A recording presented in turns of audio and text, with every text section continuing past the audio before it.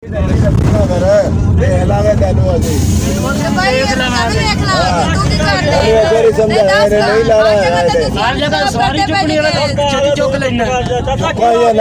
जरा स्टाफ वही करना चार घंटे चल तू बैठा नहीं रहते नहीं की होया कि वीरे की होए की मसला की बच्चे ने अच्छा थोड़ा सानू अगे ला दिया अच्छा की ਅਸੀਂ नहीं लाउना अच्छा की आंदे ने नहीं लाना किलो को 2 मीटर थोड़ा अगे जाना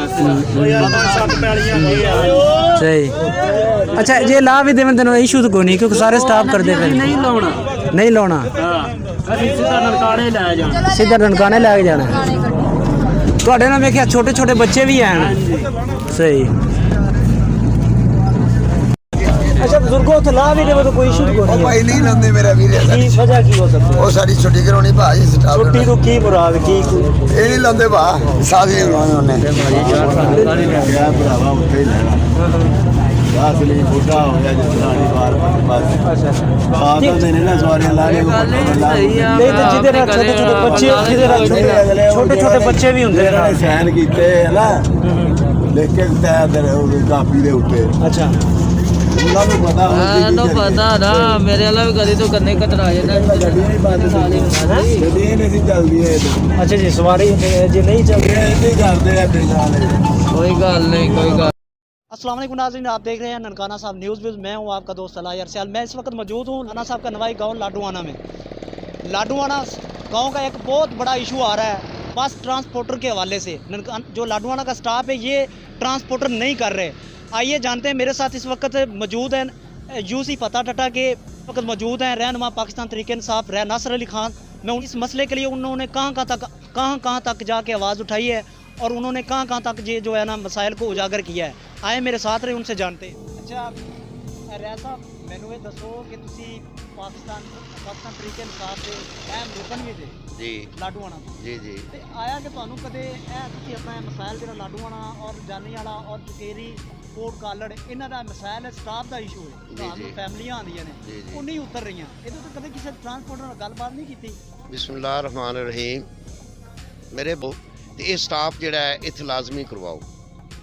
मैं चौधरी अशरफ वो सदर ने पूरी यूनियन दे मैं उन्होंने कोल 3 चक्कर लगाए ने ननकाने। मैं उन्होंने ये सारे मसाइल दसे कि चौ साहब मेहरबानी करो तो लाडूआना जिहड़ा स्टाफ है ये लाजम करो। फैमिलियां तकरीबन हर बंदे को अपनी सवारी नहीं कन्वेंस नहीं है।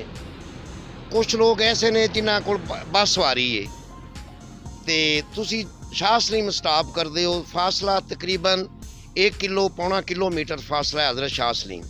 रात 11 बजे जो फैमिली वापस आती है जो मुल्की हालात ने इलाके के हालात ने डकैती वारदात किसी बेटी की किसी माँ की किसी भैन की इज्जत से भी हरफ आ सकता है।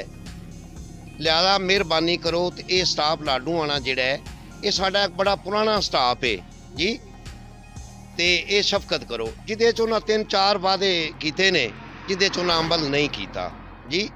अच्छा तो मैं रिक्वेस्ट हूँ यही कराँगा कि साढ़े जिहड़े डी साहब ननकाना जैद परवेज साहब नूं रिक्वेस्ट करना कि बुढ़ा स्टाफ भी हो रहा है 10 मुरब्बे भी हो रहा है जसलानी भी हो रहा है खड्डां वाला जिहड़ा है वो साढ़े तो अद्धे किलोमीटर तो भी घट भी हो रहा है जी। एक बहाना है कि स्टाफ नहीं है साढ़े रिकार्ड दे विच ननकाना तो वार बटन है वार बटन तो शेखपुरा है शेखपुरा तो लाहौर है जिदे च लोकल 1 किलोमीटर से 4 तो 5 स्टाफ हो रहे हैं।